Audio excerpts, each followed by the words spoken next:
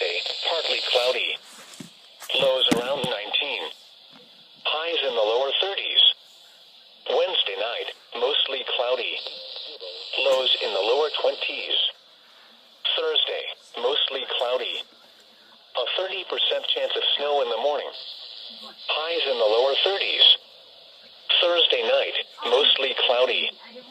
Lows in the lower 20s. Friday and Friday night, partly cloudy with a 20%.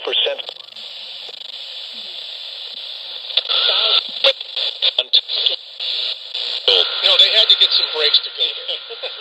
And that's why Minnesota United says, hey, wait a minute, don't compare us to Atlanta United, a second-year MLS. Lows around 15. South winds 5 to 10 miles an hour.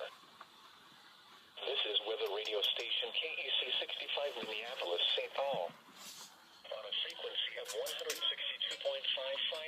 megahertz.